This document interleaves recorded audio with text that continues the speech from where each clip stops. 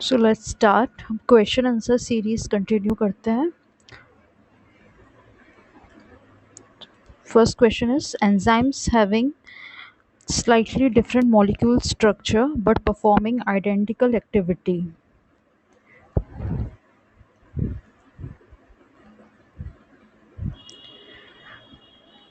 तो structure different है पर एक्टिविटी सेम परफॉर्म कर रहा है। ऐसे एंजाइम्स को हम क्या कहते हैं? आइसो एंजाइम आंसर जाएगा इसमें। Isoenzymes are enzymes having different structure but performing same activity. Apoenzyme क्या होता है? जो प्रोटीन का इनएक्टिव पार्ट होता है उसको एपो एंजाइम कहते हैं। Protein enzymatically inactive part.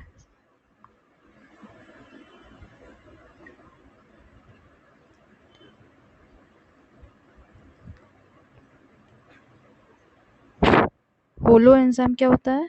It's complete functional enzyme. Holo enzyme is a complete functional enzyme. ये एंजाइमेटिकली एक्टिव होगा। होलो एंजाइम एंजाइमेटिकली एक्टिव होता है होलो एंजाइम। और को एंजाइम क्या होता है?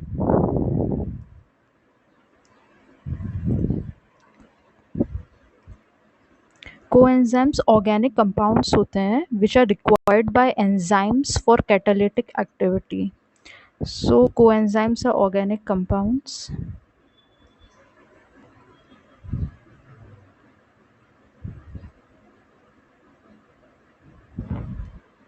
required by enzymes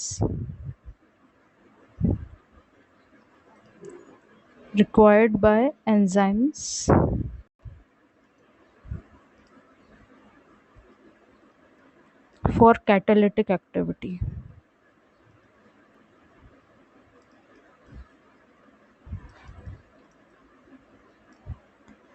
next question देखते हैं। Ribozyme is RNA without phosphate, RNA with sugar,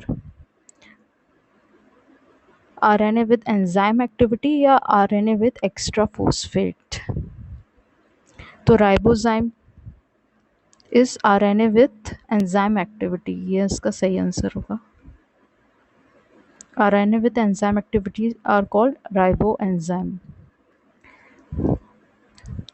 Human insulin is being commercially produced from a transgenic species of Escherichia, Saccharomyces, Rhizobium या Mycobacterium। तो जो ह्यूमन इंसुलिन है हम कमर्शियली प्रोड्यूस करते हैं कैसे? दो स्पीशीज़ की हेल्प से कर सकते हैं, ई कोलाई की हेल्प से और सैक्रोमाइसिस सेरेविसी। सैक्रोमाइसिस सेरेविसी भी इसमें हेल्प करता है इंसुलिन के फॉर्मेशन में। तो ये दोनों करेक्ट आंसर होंगे। ठीक है, ई कोलाई भी और सैक्रोमाइसिस भी। Example of a typical homopolysaccharide. Homopolysaccharides के एग्जाम्पल क्या हैं? स्टार्च होमोपॉलीसैकेराइड होता है, glucose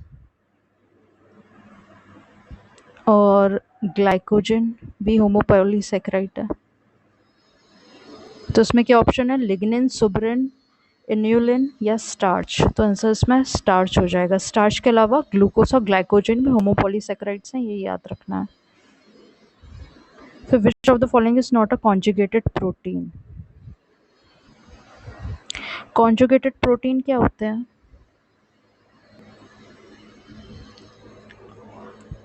Conjugated proteins are proteins which contain prosthetic group. ठीक है, contain prosthetic group।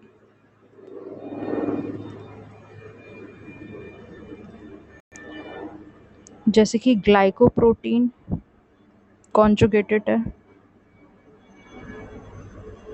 ग्लाइकोजन है इसमें, और लिपोप्रोटीन भी कॉन्जुगेटेड है, इसमें प्रोस्थेटिक ग्रुप लिपिड है, और हीमोग्लोबिन होगा तो हीमोप्रोटीन।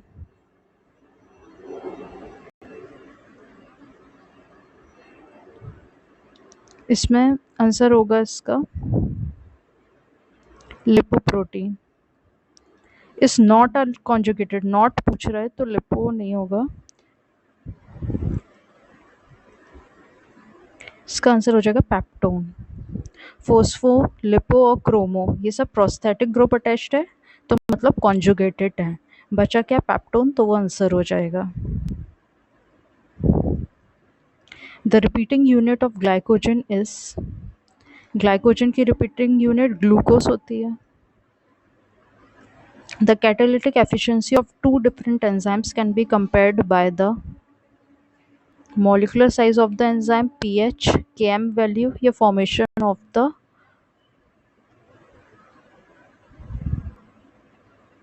Km value या formation of the product। Catalytic efficiency हम कंपेयर करते हैं Km वैल्यू से, याद रखना Km वैल्यू से हम कैटालिटिक एफिशिएंसी देखते हैं। Km वैल्यू को माइकलिस मेंटन कांस्टेंट भी बोलते हैं, Michaelis Menten constant. Km value क्या होती है, substrate concentration at which rate is half max. जब रिएक्शन का रेट हाफ मैक्स पर होगा तब जो कंसंट्रेशन होगा सबस्ट्रेट का वो डिनोट करती है Km वैल्यू, और इसी Km वैल्यू से हम कैटालिटिक एफिशिएंसी देखते हैं डिफरेंट एंजाइम्स की। High value of biological oxygen demand shows water is normal, highly polluted, less polluted या नन ऑफ दीज। देखो जब पोल्यूशन होगा वाटर में तो ऑक्सीजन जो है वाटर में कम हो जाएगी, ऑक्सीजन कम होगी तो ऑक्सीजन की डिमांड बढ़ जाएगी, मतलब बायोलॉजिकल ऑक्सीजन डिमांड जो है वो ज़्यादा रहेगी। अब इसमें क्या बोल रहा है, high value of biological oxygen demand. Biological oxygen demand ज़्यादा है, इसका मतलब क्या है, पोल्यूशन भी ज़्यादा है, तो इसका आंसर होगा वाटर इज़ हाईली पोल्यूटेड। ठीक है, next question, which of the following is a fermentation process, batch process, continuous, both या नन ऑफ दीज। तो ये दोनों ही फर्मेंटेशन प्रोसेस हैं, बैच एंड कंटिन्यूस। ठीक है, अगर हमें डिटेल देखें इसमें, बैच प्रोसेस क्या होती है,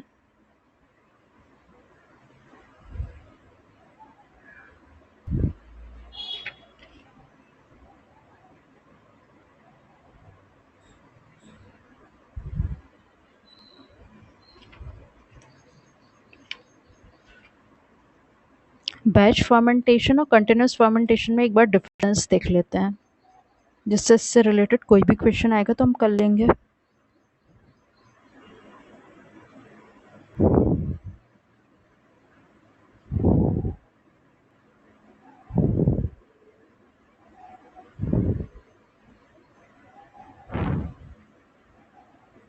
बैच फर्मेंटेशन,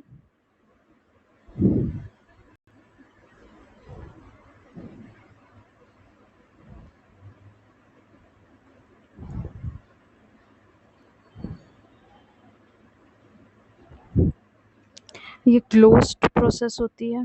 ठीक है, ये बात याद रखना। दूसरा, सारे न्यूट्रिएंट्स जो है वो बैच फर्मेंटेशन में स्टार्टिंग में ही हम ऐड कर देते हैं, ऑल न्यूट्रिएंट्स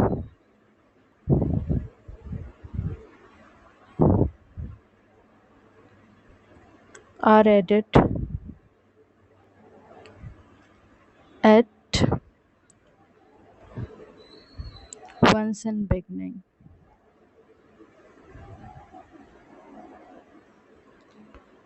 इसका टर्नओवर रेट कम होगा बैच का, और कंटिन्यूस में ज़्यादा होता है, तो टर्नओवर रेट इज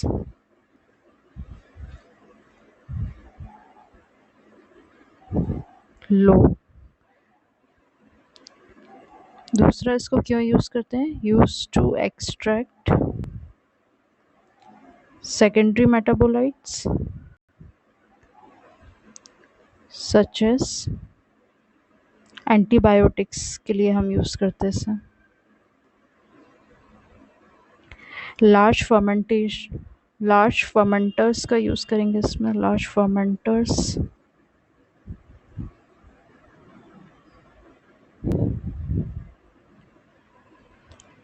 कंटेमिनेशन का चांस कम होगा क्योंकि बैच प्रोसेस क्लोज्ड है। Less chance of contamination.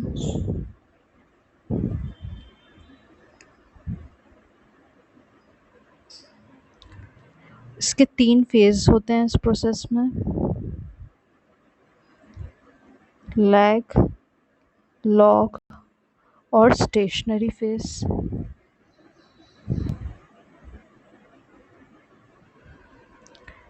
और इसमें न्यूट्रिएंट्स का कंजम्पशन जो है वो स्लोअर रेट पर होगा। Nutrients consumed at slower rate. तो ये हमारी बैच फर्मेंटेशन हो गया। बैच फर्मेंटेशन में क्या होता है, स्लो होगी प्रोसेस, सारे न्यूट्रिएंट्स हम बिगनिंग में डाल देंगे, टर्नओवर रेट कम रहेगा और इसको यूज़ करते हैं हम एंटीबायोटिक्स जैसे सेकेंडरी मेटाबोलाइट्स के प्रोडक्शन में। लार्ज फर्मेंटर्स यूज़ होते हैं, कंटेमिनेशन चांस कम होते हैं क्योंकि हमने क्लोज्ड फर्मेंटेशन है ये। 3 फेजेस होंगे और न्यूट्रिएंट्स का कंजम्पशन स्लोअर रेट पर होगा। इसका जस्ट अपोजिट जो है वो कंटिन्यूअस होता है। ये बैच फर्मेंटेशन था। कंटिन्यूअस में क्या होगा, कंटिन्यूअस में ये जो है ये ओपन रहेगा, ठीक है। इसमें थ्रू आउट द प्रोसेस हम ऐड करेंगे। इसमें ऑल एट वंस हो रहा था, कंटिन्यूअस में through out the process add करेंगे न्यूट्रिएंट्स। फिर टर्नओवर रेट उसमें हाई रहेगा कंटिन्यूअस में, ठीक है। इसमें एंटीबायोटिक्स सेकेंडरी मेटाबोलाइट्स का प्रोडक्शन में यूज़ कर रहे हैं, वहाँ पर एमिनो एसिड्स और प्रोटीन्स के एक्सट्रैक्शन में हम यूज़ करेंगे कंटिन्यूअस। फिर इसमें लार्ज फर्मेंटर्स यूज़ किए, उसमें स्मॉल होंगे।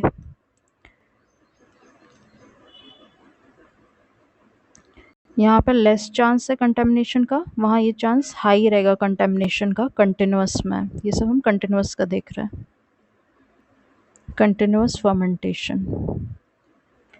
फिर इसमें 3 फेज है और कंटिन्यूअस में सिर्फ एक होगी, लैग फेज, ठीक है, सिर्फ लैग फेज होगी और उसके बाद एक्सपोनेंशियल फेज रहती है।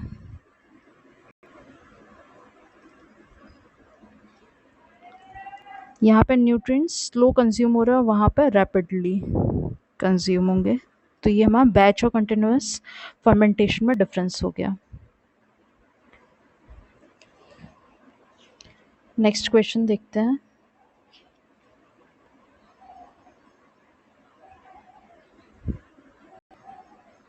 Who showed that Saccharomyces cerevisiae causes fermentation, forming products such as beer and buttermilk? तो Saccharomyces cerevisiae पर लुइस पास्चर ने वर्क किया था। लुइस पास्चर इसका आंसर होगा। Bioreactor is a hybridoma, culture containing radioactive isotopes, culture for synthesis of new chemicals या fermentation tank। तो bioreactor fermentation tank होता है।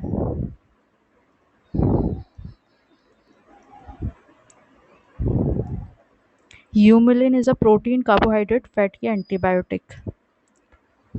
यूमिलिन किसे कहते हैं, यूमिलिन एक्चुअली एक शॉर्ट एक्टिंग इंसुलिन है। यूमिलिन एक इंसुलिन का ही टाइप है जो कि कम समय में काम करता है, शॉर्ट एक्टिंग होता है। तो ये एक प्रोटीन हो गया। फिर एंजाइम इमोबिलाइजेशन क्या है? एंजाइम इमोबिलाइजेशन होता है providing enzyme with protective covering, तो उसमें वो इमोबिलाइज हो जाएगा। Vinegar is obtained from molasses with the help of Rhizopus और एसिडोबैक्टर, यीस्ट या बोथ एसिडोबैक्टर एंड यीस्ट। तो इसका आंसर होगा both, B and C.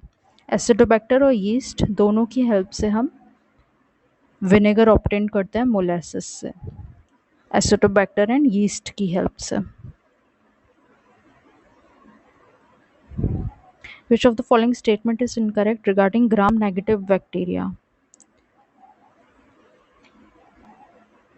Cell wall has a thin peptidoglycan layer. Cell wall lipid content low. Lipopolysaccharide layer is present all.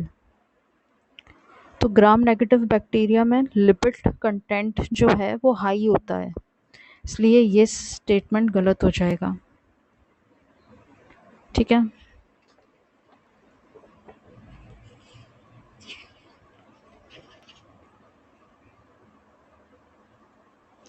Gram positive और gram negative में difference देख लेते हैं।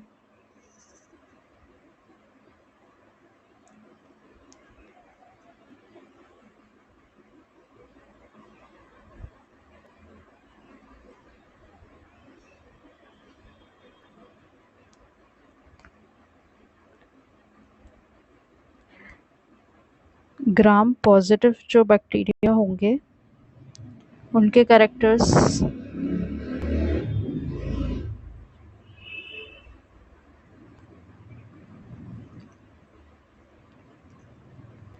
ये सिंगल लेयर्ड होंगे और स्मूथ सेल वॉल होगी।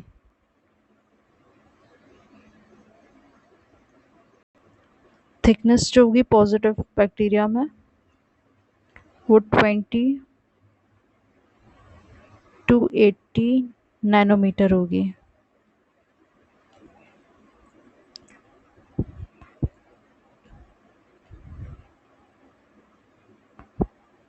Peptidoglycan layer जो है वो thick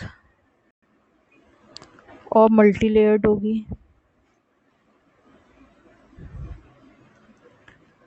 टाइकोइक acid is present.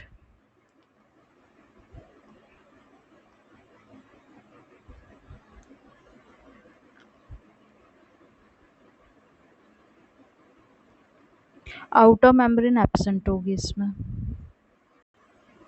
Outer membrane is absent. Porins भी एब्सेंट होंगे।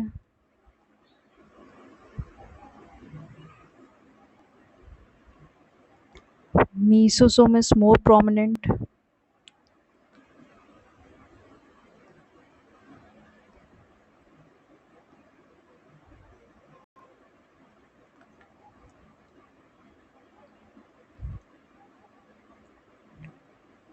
कोकाई और स्पोर फॉर्मिंग रॉड्स होंगी।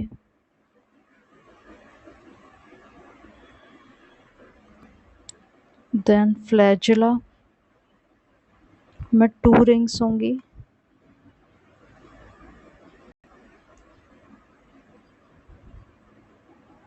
इन basal body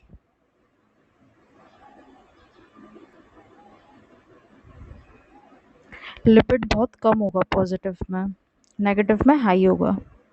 lipid is very low. Lipopolysaccharide absent.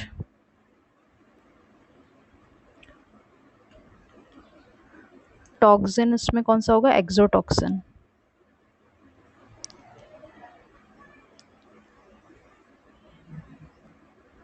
Antibiotic resistance is more susceptible।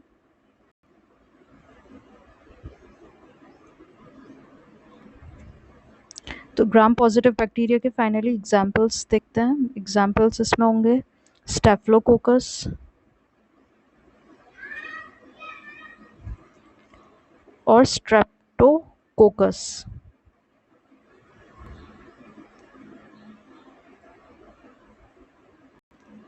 Gram staining और देख लो, gram staining जो है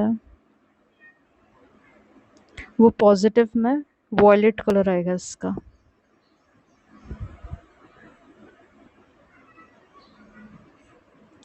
ये हमने पॉजिटिव के बारे में देख लिया। ग्राम नेगेटिव में सब उल्टा होगा। देखो ये सिंगल लेयर्ड है ग्राम पॉजिटिव, और नेगेटिव की बात करें तो ये कैसा होगा, डबल लेयर्ड। ये स्मूथ है, यहाँ वेवी होगी सेल वॉल। ठीक है, थिकनेस 2080 है, यहाँ पे 80 to 10 नैनोमीटर होती है थिकनेस। पेप्टिडोग्लाइकन यहाँ पे थिक और मल्टी लेयर्ड है, यहाँ पर क्या होगी, थिन नेगेटिव में, और सिंगल लेयर्ड होगी। टाइकोइक एसिड यहाँ पर प्रेजेंट है, यहाँ पर एब्सेंट होगा। आउटर मेम्ब्रेन एब्सेंट है, यहाँ पर मोस्टली प्रेजेंट होती है, मोस्टली नेगेटिव में। फिर ये पोरेंस है, पोरेंस यहाँ पर नहीं होते हैं, नेगेटिव में होते हैं, आउटर मेम्ब्रेन में पोरेंस प्रेजेंट होते हैं। फिर मीसोसोम यहाँ पे प्रोमिनेंट है, यहाँ पे लेस प्रोमिनेंट होगा, लेस प्रोमिनेंट। फिर कोकाई स्पोर फॉर्मिंग, ये स्पोर फॉर्म नहीं करेंगे, non spore forming rods. 2 rings है बेसल बॉडी में, यहाँ पर 4 रिंग्स होती हैं नेगेटिव में, याद रखना। फिर लिपिड यहाँ पे बहुत कम है पॉजिटिव में, और नेगेटिव में 20 से 30% लिपिड होता है। लिपोपॉलीसैकेराइड पॉजिटिव में नहीं है, नेगेटिव में है। एक्सोटॉक्सिन यहाँ पे टॉक्सिन है, यहाँ पर एंडोटॉक्सिन होगा नेगेटिव में। एंटीबायोटिक रेजिस्टेंस ससेप्टेबल है, यहाँ ज़्यादा रेजिस्टेंट होगा, नेगेटिव ज़्यादा रेजिस्टेंट होता है। और इसके एग्जाम्पल नेगेटिव के हैं ई कोलाई, साल्मोनेला। ठीक है, और कलर यहाँ पे वॉयलेट, यहाँ पर आएगा पिंक।